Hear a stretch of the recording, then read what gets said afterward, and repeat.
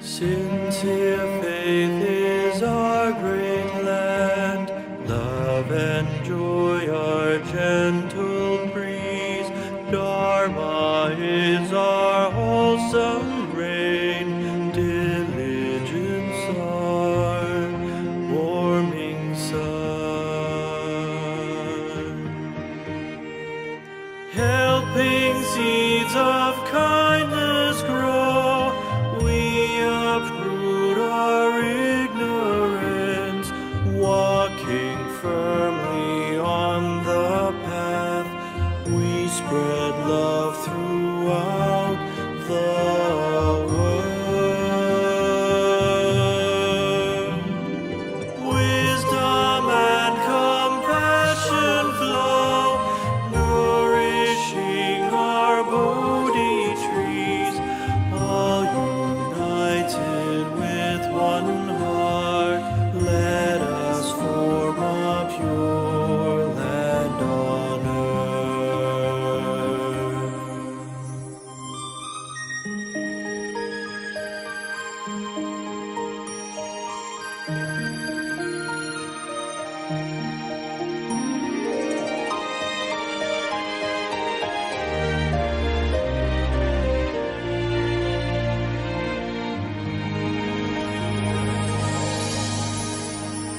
Sincere faith is our great land, love and joy our gentle breeze, Dharma is our wholesome rain, diligence our warming sun. Helping seeds of kindness grow, we uproot our ignorance, walking firmly on the path.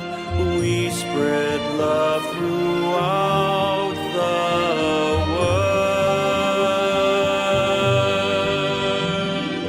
Wisdom and compassion flow, nourishing our Bodhi trees, all united with one heart. Let us form a pure land on earth. Helping seeds of kindness grow, we uproot our ignorance, walking firmly. Good morning, everyone. Good morning, good evening to everyone. Yeah, welcome everyone and from probably different regions. And this is in New Jersey, Tzu Chi, New Jersey's office. And myself, my name is Joan Yu, and I'm from Tzu Chi, New Jersey office from medical team. And today we present this health talk, and it's in our Cedar Grove's office. Before we start, I wish everyone's well, the first things. And because right now, and we see after the pandemic, and we still see a lot disasters. We see the fires, we see the floodings, we see the droughts. We see the nature is changing, climate is changing so rapidly. And what's the impact to us? And what's we are doing to the whole nature? I think that's a lot of things with the connections. Before we start getting today's our talk, and we talk about, the body and mind and spiritual, and what's to do with the whole food, plant-based diet, what's that can contribute to our life and to the whole earth. And before we start, and everyone's here, I can see, okay, everyone's here. Can we do a little test here? And at the bottom, you will see on the Zoom link here, you will see the chat. And that's where you can put your answer or question here. If you see this chat, can you react here, putting the 1 in the chat?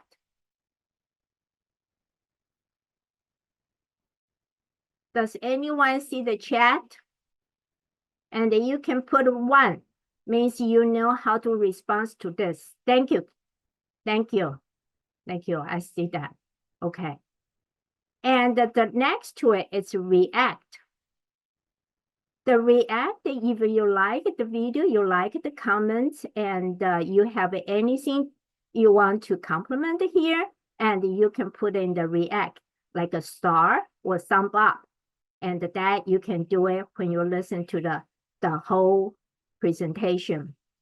And before we start here, and at the beginning, we'll still talk about it and talk about the little videos and made from Dr. Lin Junlong. Dr. Lin Junlong is long term. I believe he is over 45 years being the cardiologist. He was in US for 25 years and later on moved back to Taiwan because we need him for the hospital. And right now he is the CEO of Tzu Medical Foundation, and also is a long-term vegetarian and for 40 years. Now we want to share with you this small video and see how's the impact with our food and with the nature. Yeah, okay, we'll see the small videos here.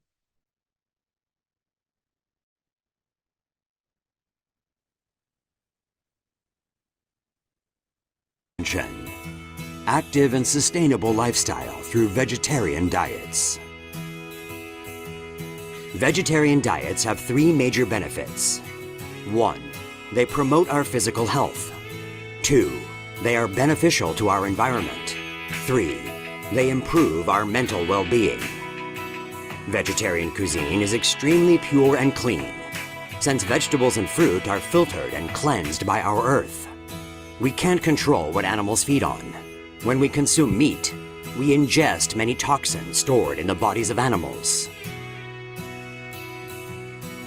On the other hand, vegetarianism also represents the most practical action we can take to reduce the incidence of disease and promote our physical well-being. Vegetarian diets mitigate the greenhouse effect. On the one hand, they help protect our planet, alleviate the greenhouse effect, and reduce CO2 emissions.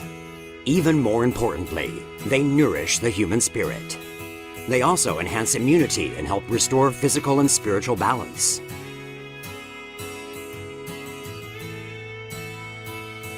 In the face of this rapidly spreading epidemic, vegetarianism is the most practical and positive action, and the most fundamental solution.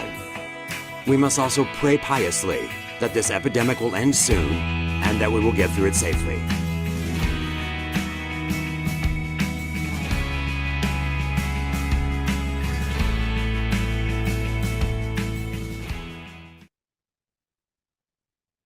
Health and Yeah, this small video from Dr. Lin, and basically is introduced to us the healthy eating and how does it do to our earth and promote the physical health. And let us extend it, have more talking about this. And this will be our host, Dr. Shah. Dr. Shah, let me have some introducing of Dr. Shah. Welcome, Dr. Shah. Good morning. Good morning. Let me introduce Dr. Shah. Dr. Shah is our active Tzu volunteer. And actually, we just saw each other yesterday and we worked together yesterday. Yeah, Dr. Shah has been for the internalist over 35 years. Yes. Correct. Yeah, over 35 years, and retired after that, and has been a really advocate for the vegan diet. And that the vegan diet, and especially talking about this whole food plant-based diet. And this is something I know Dr. Shah himself actually has been a vegan for over 25 years, I believe so, right? Probably more than that. So what's the reason Dr. Shah, becomes vegan and from the doctor, and what's the point of the view and promote that becomes vegan, and has to have a lot of reasons there. So we like to hear Dr. Shah on this topic and give us some talk. Dr. Shah? Sure. Just share the screen Yes, please.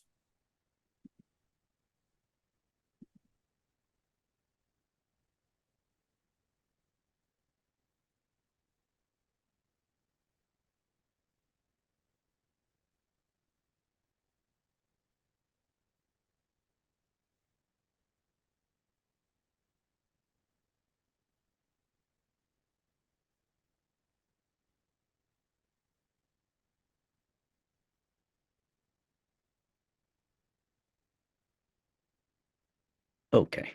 There you are. Very good. So I just thanks for a nice introduction, Joan.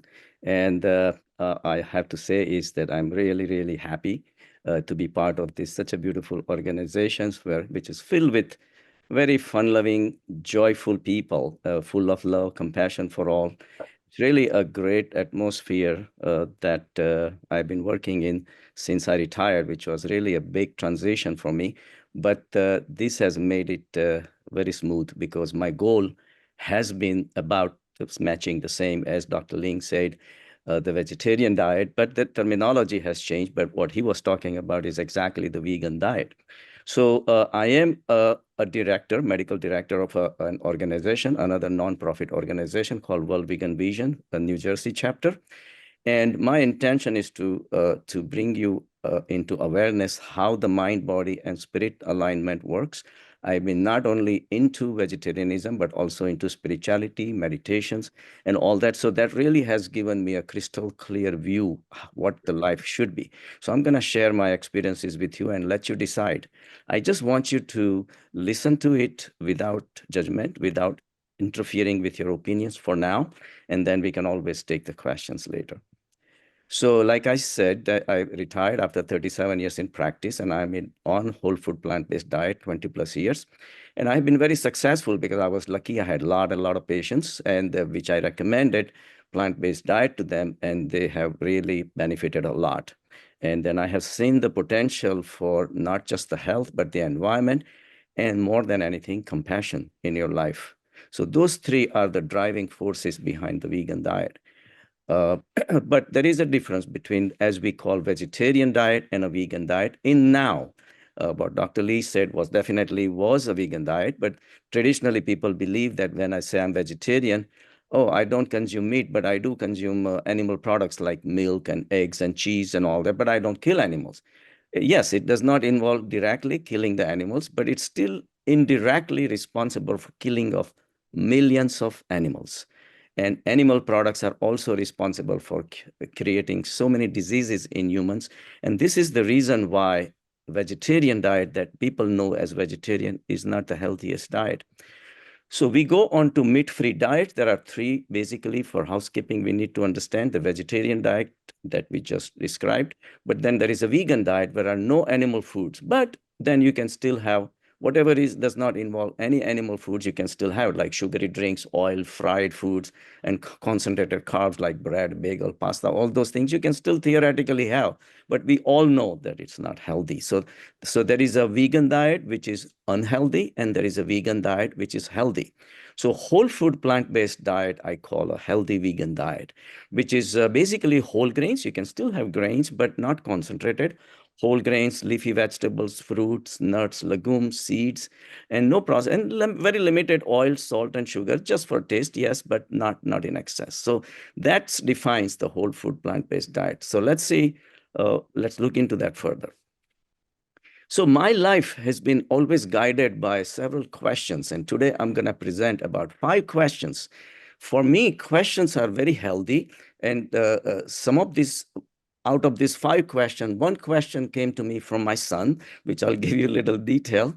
The rest of the questions arose within me, and then at the end of the session, I'm going to present one question from me to you guys. So question, I don't let it go because question can lead to a lot of benefits. So questions always make me restless, and which is good, because if you're restless about the question, then you're going to do inquiry. And once you inquire, and the inquiry, if it is genuine, sooner or later, it takes you to the truth. And here I am to present my truth. It doesn't have to be your truth. I want you to get restless. I want you to inquire and come to the truth, hopefully, and I'm sure we will come to the same truth, which I arrived several years ago. But the question is that that's not where the story ends. If you get the truth, actually, believe it or not, makes you more restless. Why? Because then it makes you question yourself whether I'm doing the right thing or not. So then comes the major step to apply it in your daily life. That's where most of the people hesitate and they fall back. So this is the nature of my inquiry for my life, and I'm going to present my questions, and let's see how it goes. So my first question came from my son. Like I said, he was almost 9-10 years old. He says, Dad, we can, because I was born as a Jain, which is another religion, which based on the non-violence. And we had preachers, and one of the last preacher was Mahavir. He, incidentally, more interesting is because he was contemporary with Buddha. And Buddha and Mahavir lived side by side, not physically, but at the same time, they knew each other. So about 2,500 years back. And that's what makes the Jainism interesting and connecting, basically coming to the same conclusions. So my son asked me that, yes, Dad, we can eat plants, but not animals, even though both are living organisms. How come? Both are living, but I did not have any answer. This is many years back. My son is almost 41. So he asked me these questions, and I did not have a proper answer. So that's when I came across this book called Life Force, written by Michael Tobias. Michael Tobias, very interesting personality. He was from Ireland. He did a PhD on religions. He traveled all over the world. He wanted to experience the religions firsthand. So he traveled. He started with Israel. He studied the Judaism. Then he he came to Banaras. He studied Hinduism. Then he went into the western part of India where Jainism was popular. And he was really impressed with Jainism. And he actually took a vows of a monkhood in Jainism. And then he got into nonviolence so his book, when I read, it really explained very well that yes, all organisms have life, yes, but plants have only sense of reproduction. But all the other animals like cows and pigs and all those animals have 5 senses. They have 5. So whenever we try to approach, they are afraid of you. They know you are coming. And when the pain is inflicted, they feel it.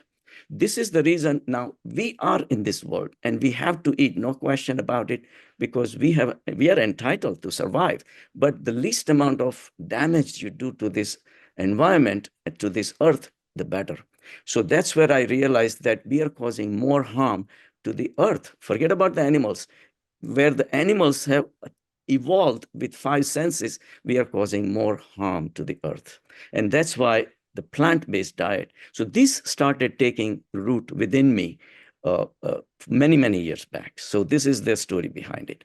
So then, as I was thinking, me, my son, my parents were traveling in South Africa and in Kruger National Park. And this was, we saw this lion. And it was a very interesting anecdote that happened and that really changed my life. That's why I'm presenting this with a lot of interest. So this lion, we saw this herd of lions. There were 10 or 12 lions. And suddenly one lion suddenly started running. And it must have noticed a warthog, like a pig-like animal. And he wanted to do the hunting, So he ran and ran and ran. The piglet, ran away. The warthog ran away because he was running for his life. Lion was only running for the food. The lion could not catch the warthog. The lion started coming back. It was about 5 o'clock, and the sun was shining at an angle on its body. Believe it or not, the whole body of the lion was just looking so handsome. It was glowing like gold. And I was so impressed as it was walking, every single muscles were just flickering. And suddenly it just started make me a chain of thoughts. So the second question came in my life. Lions are so physically fit and we are not. Why? What is the difference between us and the lion? Here we are always struggling to lose weight. We're trying to stay physically, go to the gyms and all those things. The lions are just naturally physically fit. How come? What is the difference? So this led me into a series of thinking that lion lives in a forest where he does not have any choice. He doesn't have a choice to go to a supermarket and pick up a piece of meat, for example. He has only one thing. He's hungry, and whatever food is offered by the forest, he has to get it. And he has to be capable of getting it. So that means if I lived in a jungle, I would not have any choice either. If I get out of my cave and look for food, if I'm hungry, what I'm going to have to do? I don't have a refrigerator or a pantry full of food. What I'm going to do? I'm going to walk 5 miles, 6 miles, 10 miles, whatever it takes. Finally come across a tree which has apples, and I have to climb the tree or throw the stones, and finally I get an apple. An apple is raw. What I'm going to do after walking 5, 6 miles? Just going to eat it, no complaints. So the more choices we have life, we make wrong choices. So that showed that the jungle life is a choiceless life. Now, we may think that it's not a healthy life, it's not a good life. Yes, because human society has provided so many choices. You don't like carrots? Human society made a carrot cake for you. Apples, apple pie for you. The more choices you make, you always make a wrong choice. So I realized that if I want to stay healthy, 1, I need to be physically fit. 2, I need to be living a jungle-based life, where not live in a jungle, but a jungle life where the day I don't exercise, I need to exercise. The day I don't exercise, I won't get the food. So a simple, basically law of the nature started guiding my life. So it started changing my base, my mind thoughts were hovering around. So I came to conclusion that the human society has offered a lot of choices, which feeds on our desires. That's how I explain to my patients that, okay, if you stay unhealthy and keep on making wrong choices, who benefits? Doctors benefit, of course, because you have so many diseases. Then I write prescriptions, so pharmaceutical companies benefit, pharmacists benefit, and then cardiologists benefits, and surgeons benefit, and gastric surgeries, bariatric surgery, everybody benefits. And even when you die, the funeral home benefits.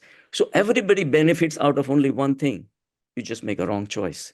Choice based on the human society, which is full of choices, versus a jungle life, which has no choices. You have to do this.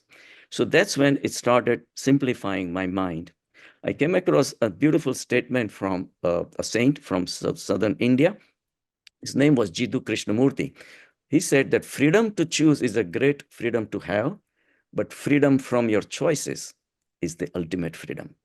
What he said was, we were controlled. US was controlled. India was controlled by Britishers. Freedom to choose was a physical freedom from them. Get rid of the Britishers. And we want to have a freedom to make a choice in our life. Whatever we want, it should be our choice, not anybody else's choice. It's a great freedom to have, no question about it. But Jiddu Krishnamurti was a thinker. He was a philosopher. He went further deep in, and he made us realize that choice, freedom from your choices is the ultimate freedom. And that we still don't have. In America, in India, wherever you go, we are still not free from our mind, which is full of so many choices for unhealthy foods and unhealthy lifestyles. So this is where the crux of the problem remains. So as we were passing through the safari, and I went through all this series of thinking and then started making some conclusions, suddenly a question arose for me. So what about the milk? Milk is part of our day-to-day life. What about if I want to drink milk in the forest? What am I going to do? Suddenly we saw a cow, a wild cow, looking at me menacingly, as if I was its enemy, which I wasn't. Imagine me trying to milk from this cow. What's going to happen to me? That will be the last day of my life. A cow is a mother. Mother will protect her milk for the baby. It's not going to give it to you. So then I realized something else also. Human milk is for humans. Rhino's milk is for rhinos. And cow's milk is for the cows. It's simple as that. Milk is a connection between mother and a child. Since when did we become children of the cow? Cow has its own children to feed. Why are we drinking cow's milk? That means in the wild, I will not have any access to the milk. So that day I decided, I got 2 lessons: stop the dairy and go on a whole food plant-based diet. That's when I started becoming vegan. So as you can see, a natural food, apple, is pure. But you bring it home and you start putting sugar and milk and whatever, butter, and fry it up and make an apple pie, the purity is gone. Our life has not remained pure anymore because our minds have not remained pure anymore. And how did the minds become impure? From the influx of the society. They kept on telling us that this is better. Why don't you enjoy this? Why do you have to go back to this? At one time, I hated the apples. But that's when I realized that because I hate the apple, I am not hungry enough. So I started exercising. And then suddenly the apple started making sense because I was hungry. So in America, nobody is hungry. Everybody eats for pleasure. Nobody eats when they're hungry. Nobody knows what is hunger. So these are the philosophies that I was going through. So impurity of our mind leads to impurities in our diet, and that leads to so many hordes of diseases in our life. So what do we eat?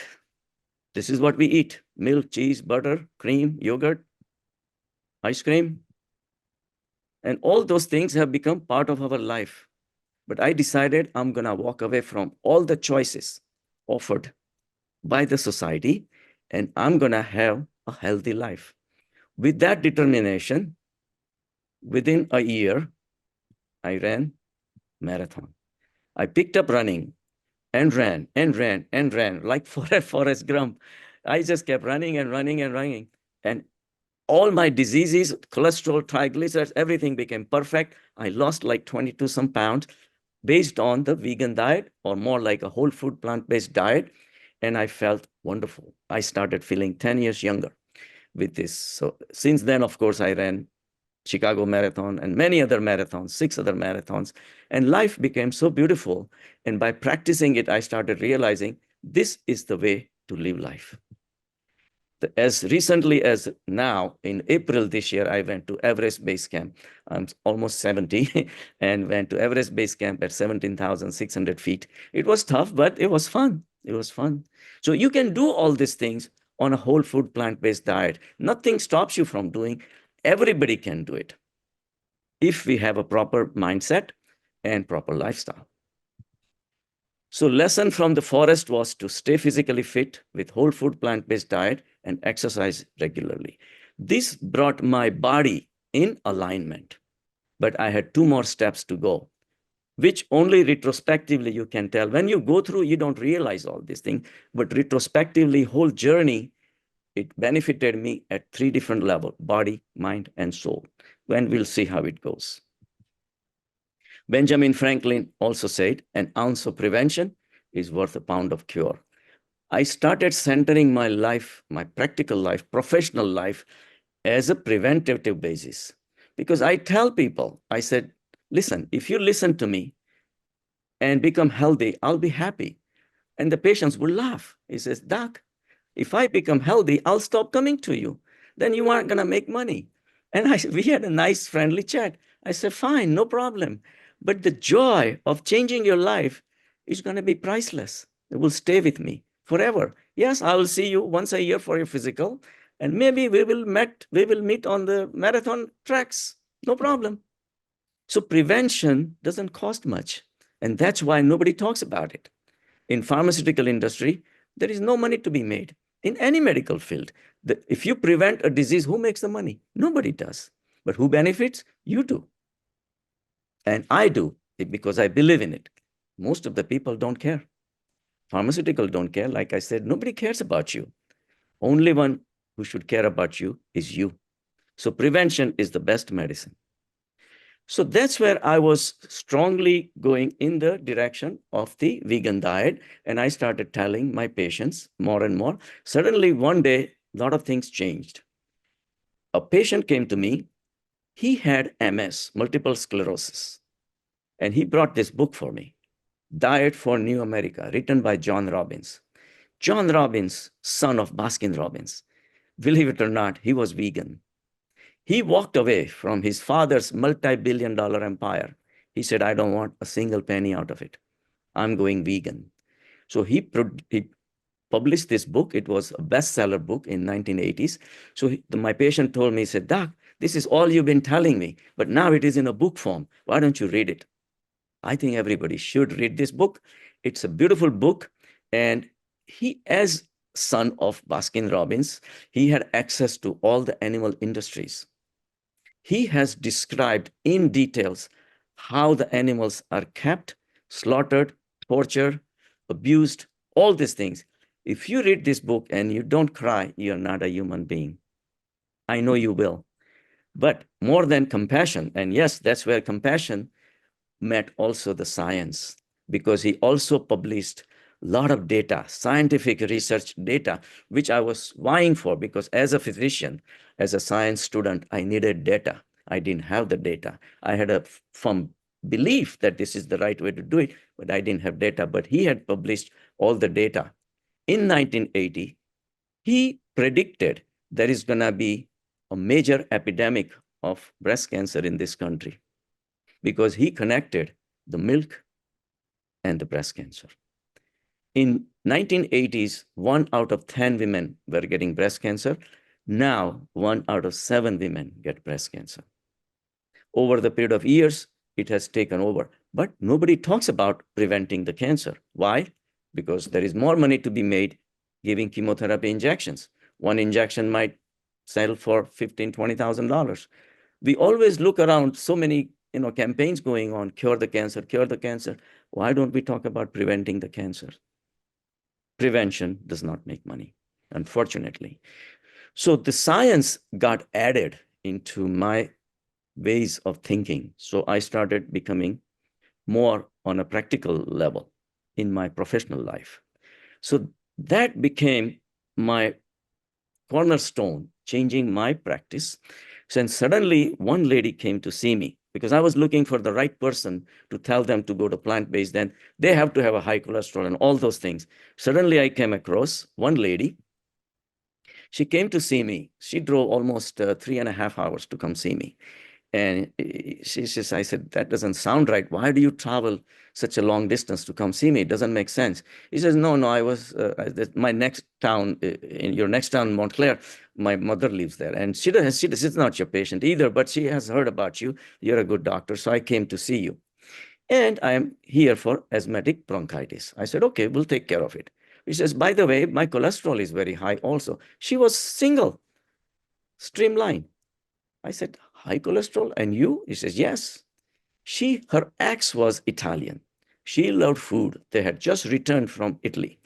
And Italians eat everything. And she says, my cholesterol is very high. And she gave me her numbers, LDL, which is the sticky cholesterol, 173. I said, that is shocking. I said, what did your doctor say? He says, well, he tells me that, Mary, you have to go on a statin, take a pill. Otherwise, you're going to get a heart attack. I said, did you get a second opinion? He says, yes, I went to an endocrinologist. He said the same thing. I'm coming to you. I don't want to take a pill. That's when I started smiling.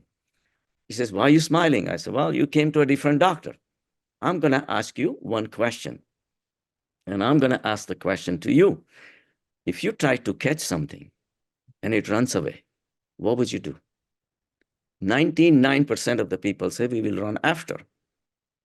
She didn't say that. She got the message. She said, I'll let it go. It suddenly brought the whole scenario of the lion and the pig alive. Pig was running for the life. Animals have legs. They try to save themselves when we approach.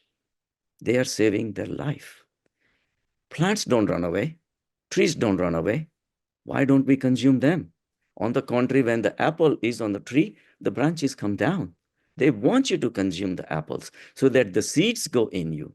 And somewhere along the line, in a typical forest scenario, you will pass on the seeds and the new trees will go. You are becoming a part of the environmental cycle, not breaking it. By killing a cow, that particular cow was never going to have a child again. So we are imposing ourselves on this cycle, beautiful cycle that is set by the nature. And we're really paying a big, big sacrifice for that. And the suffering is all over the world, as you can see. So suddenly, somehow, she decided she will go vegan. She was a hard-headed girl. And she said, okay, I'll do it. Somehow, she sent me a text 6 weeks later. These are a couple of Indian words, Dhanyavad, Shukriya. Those are Indian words. That means thank you. It says, Mike, thanks for your wisdom. My cholesterol has reduced by 105 points in 6 weeks. 6 weeks. If you look at her numbers, the LDL came from 173 to 68. She even lost 6 pounds, even though she was skinny. So that made me realize that animal foods are really, really, really bad from the health point of view. And here we are trying to give people statins, medications to reduce their cholesterol. But number one thing they have to do is stop consuming animal products. But the question arose, why? Why animal foods are so bad? Because animal foods have been linked, statistics is all over, metabolic syndrome, high cholesterol, diabetes, heart disease, obesity, many cancers, even neurological diseases, anxieties, ADHD, depression has been linked with animal foods. The question arose, and all these things can be prevented with whole food plant-based diet. Question arose in my mind, said, why are animal foods so bad? I did not have any answer. Suddenly, I fumbled across question number 4. What is cholesterol? Now, if I ask this question to 100 people, 98% of the people, I bet, will be wrong. Only 2 people will give the correct answer. And that's my experience. That's why I'm telling you. Only 2 students of biochemistry answered this question correct. Most of the questions, most of the people answered it. They say, oh, cholesterol gives you heart attack. We know that. So it blocks your arteries. We know that. Gives you stroke. We know that. But the question is, what is cholesterol? Why do we have cholesterol in our body? Nobody has an answer, including doctors. As a medical profession, it's a shame that nutritional education is avoided in medical colleges, unfortunately, which should be the number one. But again, higher circles play the role. Politics, commercialization, industrialization, whatever it is. But I did not have the knowledge about the cholesterol. Why do we have cholesterol in our body? So finally, I had to go to Dr. Google. And Dr. Google gave me the answer that cholesterol is an organic molecule. It is a sterol. It's a lipid molecule. It's a fat. And it is an essential structural component of all animal cell membranes. That means every single cell in an animal's body has a cell wall made out of cholesterol. So that means our whole body is made out of cholesterol. We keep on making new cells and keep shedding the old cells. That's how we get older. At some day, when we cannot manufacture cholesterol, we die. Cholesterol is extremely important for animals. That means all animals are made out of cholesterol. You cannot find any animals without cholesterol because that is essential structural component of all animal cell membranes. If I have to kill someone, I have to give them a pill that will bring their cholesterol to 0. They will die instantaneously because they cannot manufacture cholesterol. If they cannot manufacture cholesterol, they cannot make new cells and they die. So that will be the worst poison ever invented by human being. So that shows how important the cholesterol is. But our body is smart enough to make it. Why do we need to add other cholesterol? And yet, if you look at the nutritional label of most of the things, there is RDA, recommended daily allowance for cholesterol. Can you figure it out? Why? I have been cholesterol-free diet for 20 plus years. Do you think anything wrong with me? Nothing is wrong with me. Cholesterol is not necessary for us to consume. And yet the government tells you to consume cholesterol. Look how this complex circles work in favor of the politics, corporations, industries, and against you. So what does it mean when all animals are high in cholesterol means all animals are made out of cholesterol. It doesn't matter what part of animal you eat. Steak, 149 milligrams of cholesterol. Even fish, they think it's healthy for your heart. Half a fillet of salmon, 112 milligrams of cholesterol. Even milk, 1 cup, 24 milligram. 1 cup of cheese, 10 times, 256 milligrams of cholesterol. 10 cups of milk equals to 1 cup of cheese. Horrible. Yogurt, same thing. 1 egg, just 1 egg, 187 milligrams of cholesterol. So vegetarians, even though they think that they are doing the right thing, they are not. They're consuming cholesterol right and left. Even the fish oil, which has been recommended in the market to be sold as a panacea for heart disease, it's totally wrong. And thankfully, recently a study came out within 6 months that fish oil has been found not to prevent a heart disease. But even the fish oil has 104 milligrams of cholesterol, 1 teaspoonful. So, but the plant side, so I started searching. This is what the results I get from Google, that every animal food, whether you eat chicken or fish or lamb or goat, doesn't matter. Even if you eat animal products, they all will be high in cholesterol.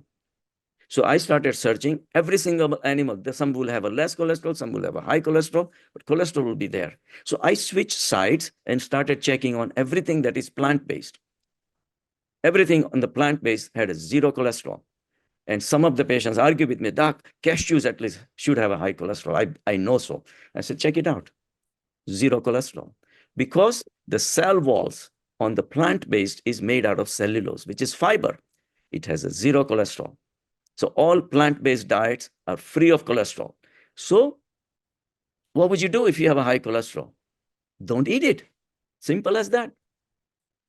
Animal food have been linked with heart disease, as we know. Milk also has been connected with diabetes. 40% of the milk is made out of lactose, which is sugar. Lactose goes in your body and splits into 2 molecules, glucose, which is pure sugar, and galactose, which is a protein that's stored in the liver, and it converts into sugar as soon as you need it. So 40% of the milk is sugar, and that contributes towards diabetes. Now, I know as a physician, I can go a lot in detail about the medical aspects of it, but I don't think this is the right time. I want to spend more time on environment and a couple of other things I want to talk about, and of course, compassion.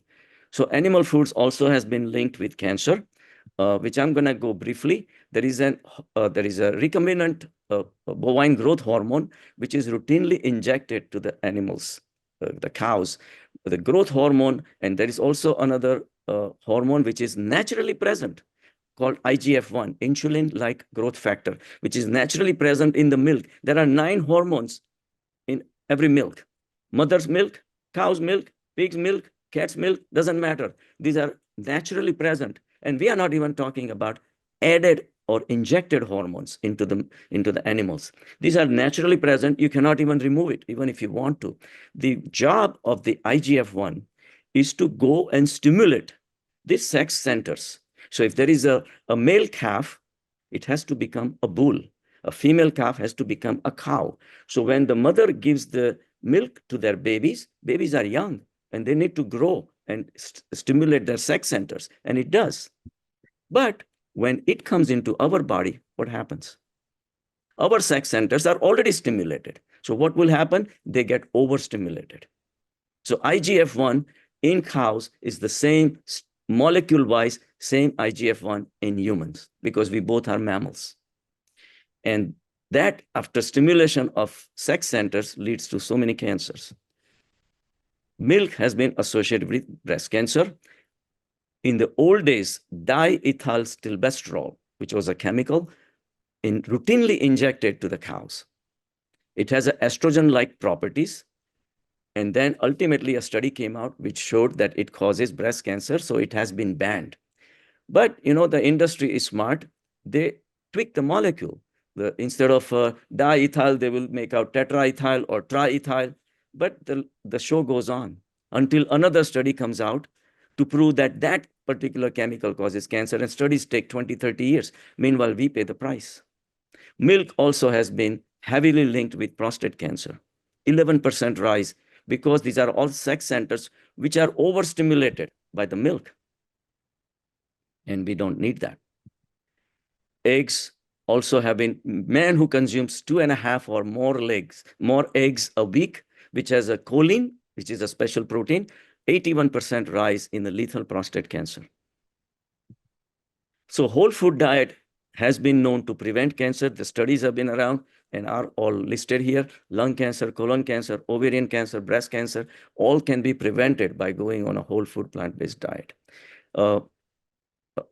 Dr. Campbell, who was a big on China study. China study was very, very fascinating study. It was done in China, of course, and because China was a unique country, this is when the study was done, the inner China, the remote parts of the China still had a typical Chinese diet, which did not include milk and all that, because they were heavily consumer of the tofu and vegetables and all that, versus Shanghai, Beijing, all those things were westernized and cosmopolitan diet they had. They found out that the women in the villages had 1 out of 38 women of chance having a breast cancer, but in Shanghai and Beijing and all that cosmopolitan centers, same as the world, because they adopted that diet. So diet has a lot to do with that. So the China study was very important in proposing that the casein, which is a cow's milk, has been known to promote the growth of the cancer cells. Casein, by the way, is very interesting, which I'll briefly mention. There is something called casomorphin that is present in every milk, whether mother's milk or cow's milk. And they of course have this casein protein. When it gets digested in your stomach, it creates a compound called casomorphin. Now, it may sound familiar. Morphine is opioid. It's addictive. Mother wants the child to be addicted to her milk so that the child can keep on going back to the mother. If the child say, okay, I don't like this milk, it doesn't have a choice, because child is child. Opioid does 2 things. It makes the baby sleep better, which is necessary for its body to grow. And 2, it wants to keep looking for her mother, right? Because that is the connection. But that means all the adults which are consuming milk are consuming opioid. That's why we are addicted to dairy products. Casomorphin is very, very well studied and documented. It leads to cheese addiction, milk addictions, ice cream addictions, all those things. Even some of the gluten foods like pizza, pasta, muffins, all those things have morphine derivatives in them. That's why we are addicted to those also, especially concentrated carbs. But the main purpose of today's talk is to make you realize that casomorphin prevents you from giving up the dairy. So that leads to cheese addiction. Now we're going to talk about the environment, my favorite subject for today. What has happened in last several years, that there is something called biomass distribution on Earth. The human population has grown so much that if you really calculate the human size in the million tons, right? The humans occupy about 390 million tons of humans. Now look at the domesticated animals on the right. All the domesticated animals make 630 million tons, almost twice as much as the human population. And look what happened meanwhile, at what cost? Wild mammals, there are only 60 million tons are left because of our encroachment into the wilderness. All the farms grow the food for you, me, and the animals, the domesticated animals, at the cost of habitat for the wild mammals in the forests. Look at the distribution, same thing. Look at the size of the livestock on the right side, including the pets. Even that outpaces even the humans, and only 4% is left for the global mammals, which are supposed to be wild. And we came from them. We came from chimpanzee and the apes. They are in decline, big time. We are going into the mass extinction number 6. So far, all these years, 5 mass extinctions have happened, meaning 75 to 90% of all the species get extinct. But that was the trick of the nature. But this one is not trick of the nature, it's our doing. something called rule of 10 is important for you to understand, is when two organisms cross each other, they want to consume, they can consume only 10%. So chicken wants to eat wheat. It cannot eat the roots, cannot eat the leaves, cannot eat the stalk. It can eat only the wheat grains. So chicken can survive. It will need 10 plants because it gets only 10%. But if a fox wants to eat chicken, this is the rule of 10, which I studied with my son in 8th grade biology. Imagine, he's 41 years old. So this truth has been known by us for many years. So if a fox wants to eat chicken, same thing, chicken's bones are no good, chicken hooves are no good, chicken feathers are no good, all that is taken out, the meat is there, it gets only 10%. So fox needs 10 chickens, each chicken needing 10 plants of wheat. So indirectly, fox needs 100 plants of wheat to survive. That showed, and the book said that if everybody became vegetarian, and the veganism was not in the list at that time, so they call it vegetarian, we will need only 10% of the farmland. So how do we grow? Where do the farms come from? By destroying the forest. So it concludes that 90% of the farms grow the food only for the animals. And then we feed the animals and we eat them. That's how we go on. But 90% of the farms are needed. That's why we're taking over the world. The same thing happened in bald eagles. At one time, the DDT was routinely sprayed on the crops, and it used to run off into the ocean, small fish, bigger fish, and ultimately, bald eagle was highest on a food chain, like a lion would be highest on a food chain. It was losing the eggs. Eggs were crumbling down. Ultimately, they found out that DDT was the culprit, because whoever is on a higher on a food chain, all the chemicals get together on their body. 10 plants worth of chemicals go into the chicken's body, 100 plants worth of chemicals in the fox, and 1,000 plants will go into the lion's body, like that. So they found out, they stopped the DDT, and now we have the population of bald eagles is coming back. And this is one of the highest, even more than when the pilgrims came into US. So that shows that higher you go, more chemicals. If you consume animal products, you're going to have more chemicals in your body. And that's the story. Again, I'm stressing on that the current global diet, the way it stands, it's 4.13 billion hectares are being used. If we all go vegan, only 1 billion will be necessary, 25%. Greenhouse gases, 15% of the greenhouse gases are contributed by the animal industry. They say if you replace beef with a whole food plant-based diet, 90% of the cropland will go away, and that will turn into forest. Forest will have millions and millions of trees, and all the carbon dioxide will be sequestered and there will be so many diversity of animals, birds, all those things will flourish, and we will contribute to the cycle of evolution, but we are not doing it. Animal agriculture, like I said, 15%. Greenhouse gases are coming from the animal-based, like methane, carbon dioxide, all those things are coming from there. This was very shocking. The grains used for animals' feed by the US alone could feed close to 1 billion people.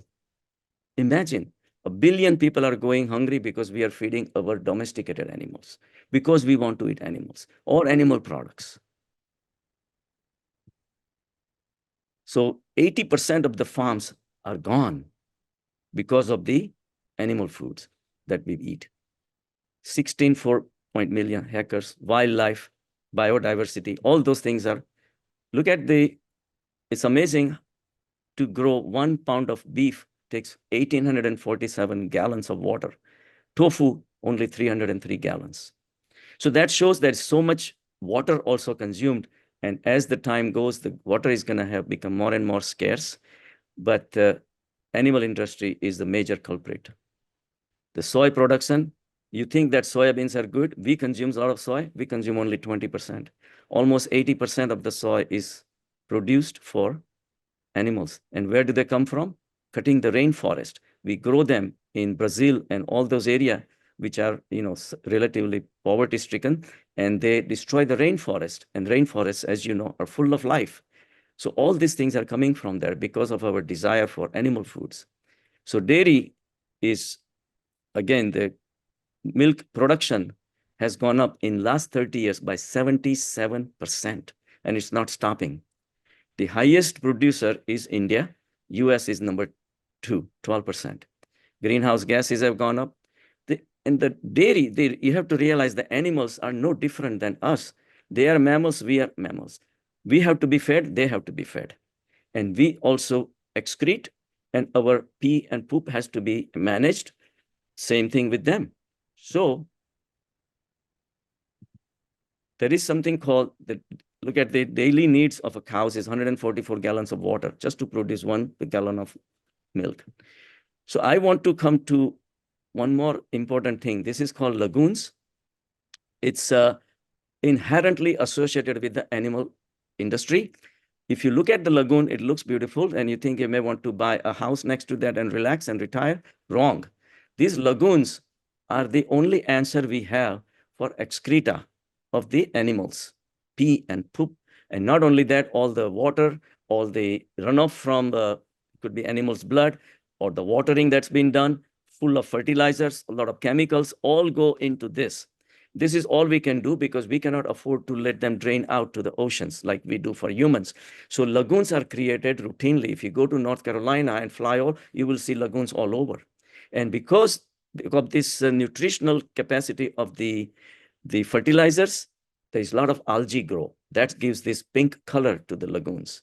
And these algae are very destructive because they overgrow. Whenever this food becomes available to the runoff water, a lot of healthy population of animals die off. So lagoons are very bad, and they have a lot of growth of several bacteria. And when not only that, they also spray it back to the farm. So that's why we get listeria contaminations and all that.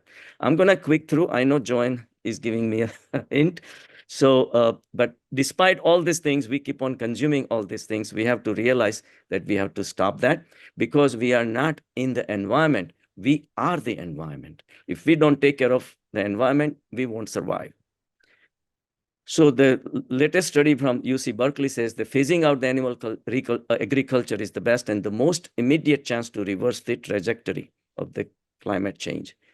There are a lot of nice documentaries available that you can read on, and Joan can share with you later on. So this is how far I was aligned with the mind. And then we came to compassion. So little by little, I started realizing the atrocities being conducted in the animal industry because they are also animals. They also have emotions. And this is how they are kept in unfortunate conditions. This is how they are continuously tied, keep giving milk, and we keep on consuming them. We're stealing the milk from a baby calf because it's not our milk. And even when their calves are being sent to the slaughterhouse, the mothers run after their babies. This is what we're doing to them. This is their day-to-day life. Artificial insemination was the final culprit for me because one day I was meditating and I went so deep into deep meditation, and I realized that body level, we are all different. Mind level, we are very different. But at the consciousness level, we are all the same. So my soul and cow's soul cannot be different. That's when it bothered me that we never asked the cows whether you want to get pregnant or not. So I realized that cows are never asked, and they are artificially inseminated, leading to pregnancies and sufferings and all that. So to me, that day, I realized that all the products of the milk are products of rape. That's when I got spiritually aligned. And that's I'm going to go through the same conditions with chickens, that unfortunate conditions they all have to live. The male chicks are useless. They are slaughtered by shredding machines. So all these things exist because animals have to be, consumed by us. This is unfortunate stats. So there are a lot of diets available, but there is only one diet that works not only on your weight, it makes you lose weight, but also teaches you compassion. So my last question to you is, when are we going to stop consuming milk of someone else's mother? Cow is not our mother. Every glass of milk you drink, a calf does not get it. We are stealing. And that's why Eldridge Cleaver said, if you're not a part of the solution, you're a part of the problem. You decide. And last point from Buddha, he said, one should not kill a living being, not cause it to be killed, nor should it be incite another to kill. Do not injure any living being, strong, weak, in the world. And the last one I like the most, that all beings tremble before violence, all fear death, all love life. See yourself in others. Then whom can you hurt and what harm can you do? Thank you. We'll take questions. Thank you. Thank you, Dr. Shah. It's really very informative. Also, a lot of things, in front of our eyes are very striking. Yeah, very striking to us. And you talk about it, from the beginning to the end, and it's like the whole thing is like a movie in front of our eyes. When we are naturally, even in the older time, we need the food. We are catching the food. Well, the catching the food and whatever is our choice in front of us, and we will take. And right now, in the present time, and we are living in the modern world, we have so many choices. Like you said in the other video, and transcend the mind.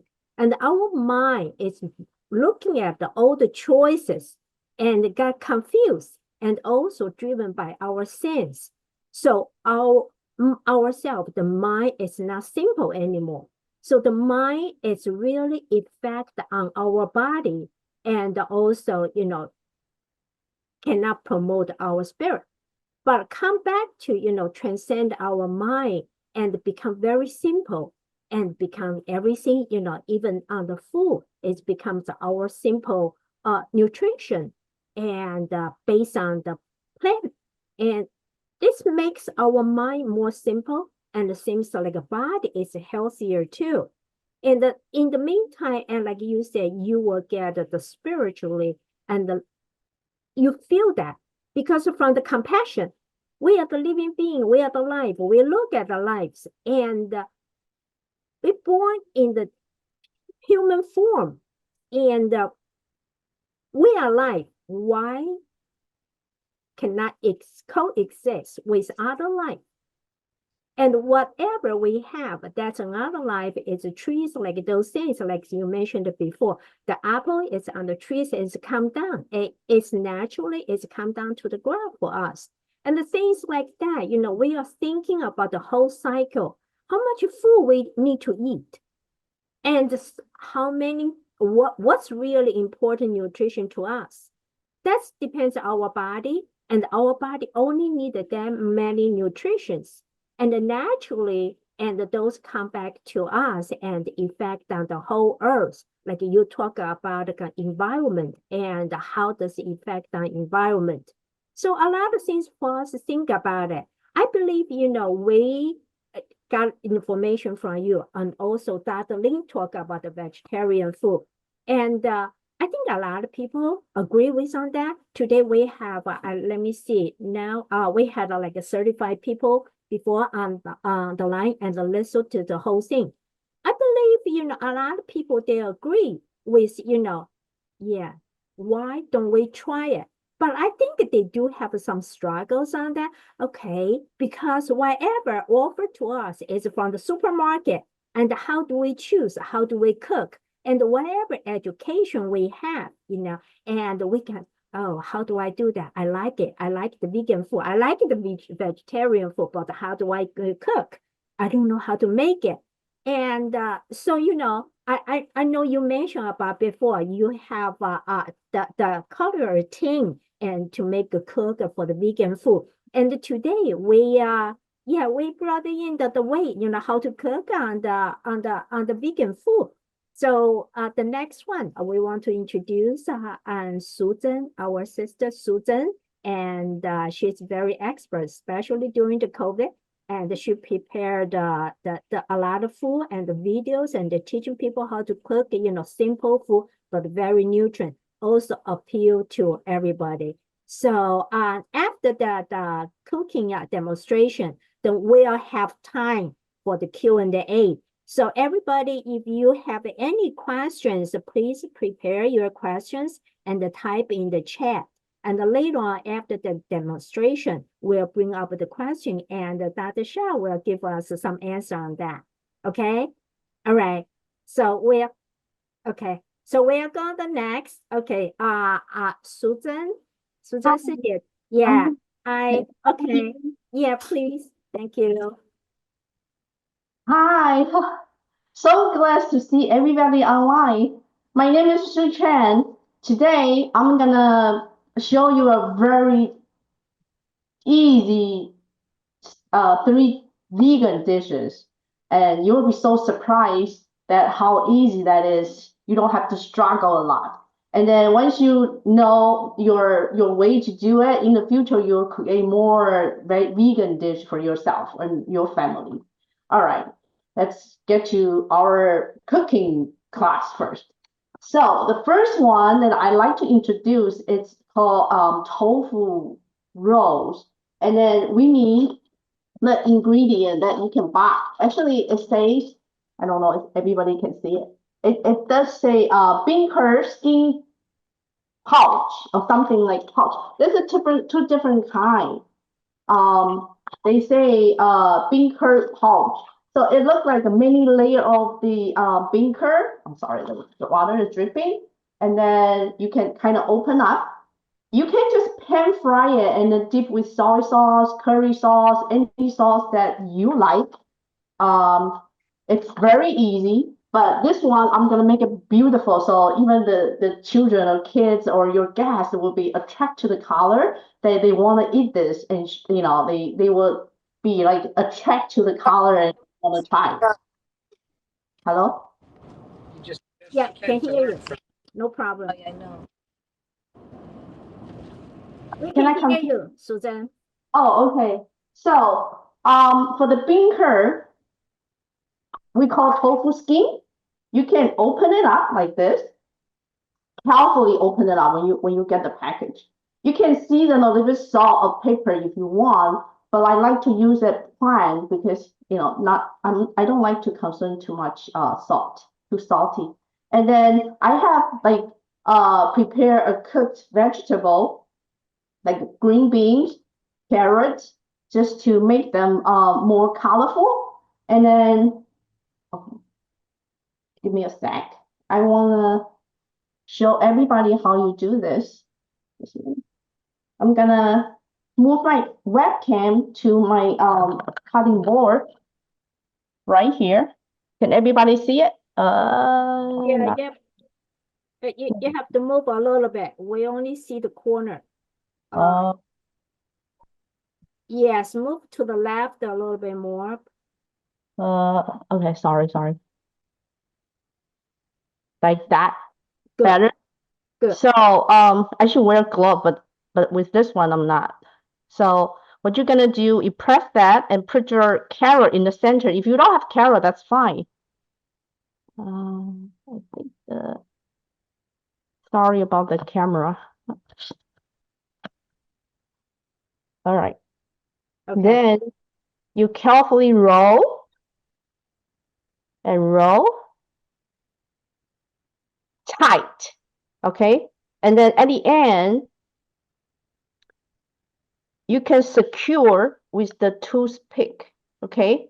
So once you've done that, then you can heat up your oil a little bit in the pan. Sorry. And then you just pan fry it. Then after that, you can cut them and arrange them in your plate. Very easy. So I already make mine. So I'm gonna show you. Here's what I have done. I roll that, I pan fry it, and I arrange my plate. Look beautiful, right? Did anybody want to eat? Try it. I use this to go with the soy sauce a little bit. You can prepare any light soy sauce to dip with it, or if you want, you can use sweet and sour or anything that your favorite one. I haven't tried the curry sauce with this, but I think soy sauce go well with the tofu skin roll. Tofu skin roll. Yes, we do have a recipe that is prepared. If you are interested, and then we can get a link that you can get step by step how you make this. It's very easy. So I'm going to show you the next one. The next one, it's an ingredient called tempeh that you can buy it from the supermarket.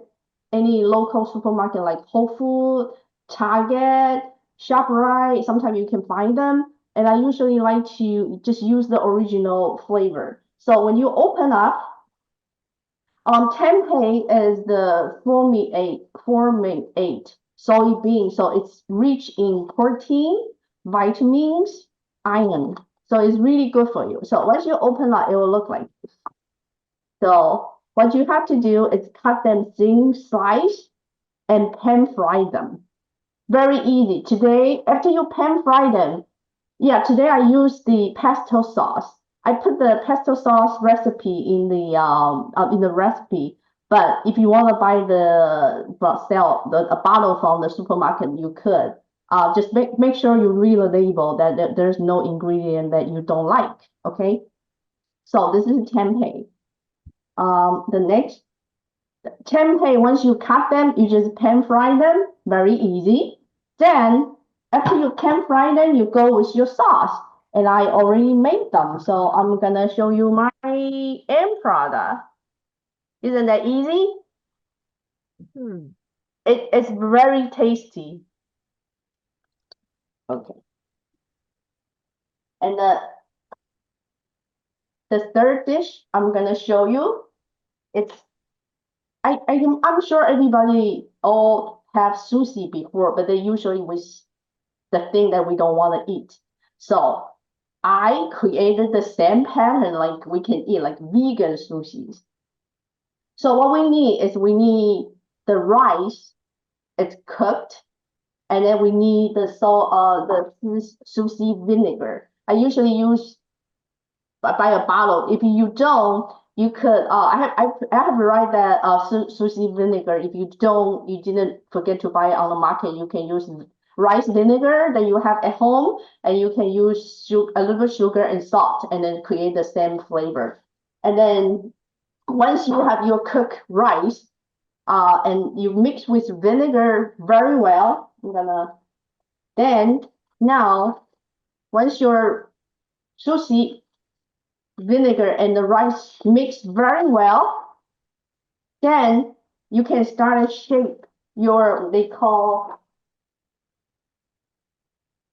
you take 2 or 3 spoons of the rice, teaspoon, yes.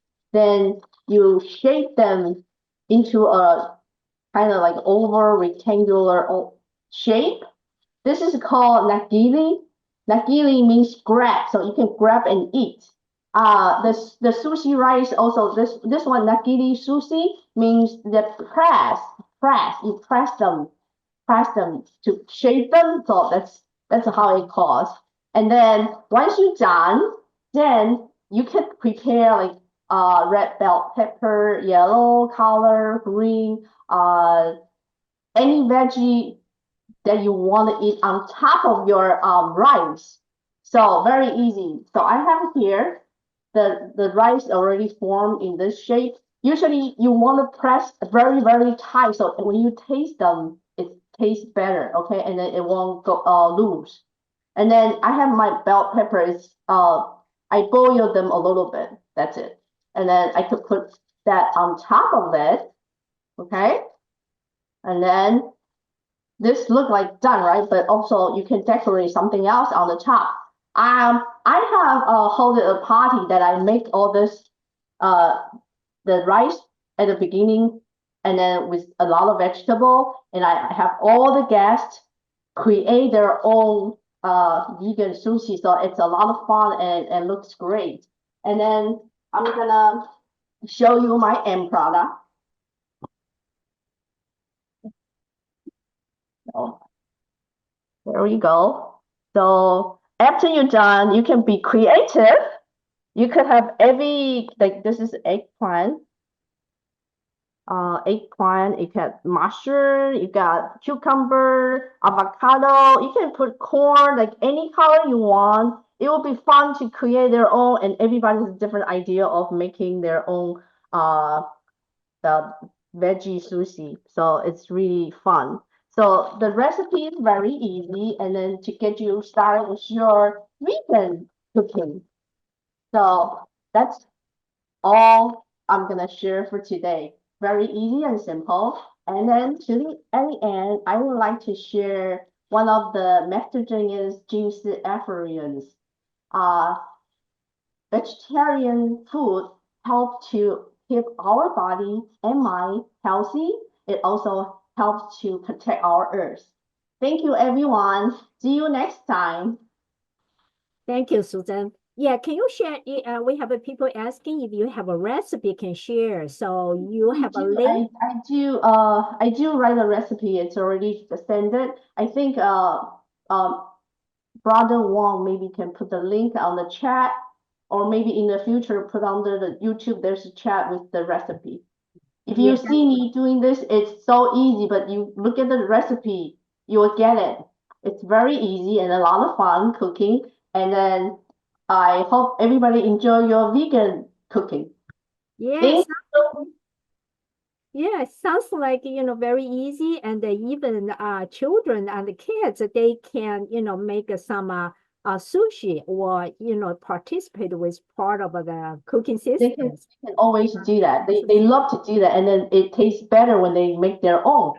Yeah, yeah, and very appealing too. So it's yeah, Thank you so much. good start. Thank you. Thank you Thank so you. much. Yes. Okay. All right. The next, and if anyone have a questions, and so we can start to have a questions. Dr. Shah is here. So anybody have a questions, we start to have a questions here. I think there were a couple of questions were posted and I answered on the chat itself. One question was raised as far as what about the protein? See, there is animal protein is a complete protein. There is no question about it because it's from animal. But we get protein from amino acids, which is amino acids come in a different varieties. And there is a plant-based protein also like legumes, and all those things are very high. Of course, tofu and tempeh and all those things are also high in protein, which is the main source in China also, and for thousands of years. And also leafy vegetables are high, seeds, nuts are also high in protein. Some of the fruits like a guava is very high in protein. Quinoa is also has almost 9 amino acid in them. They go in your body and make protein. So there are plenty of diversity of foods available that will provide you enough protein. That for the protein, just a word of caution that you don't have to go over crazy. In fact, because the studies have shown that people older than 50, very high consumption of protein has been linked to cancer because it promotes the growth of the cancer cells. Also, it's damaging to the kidneys.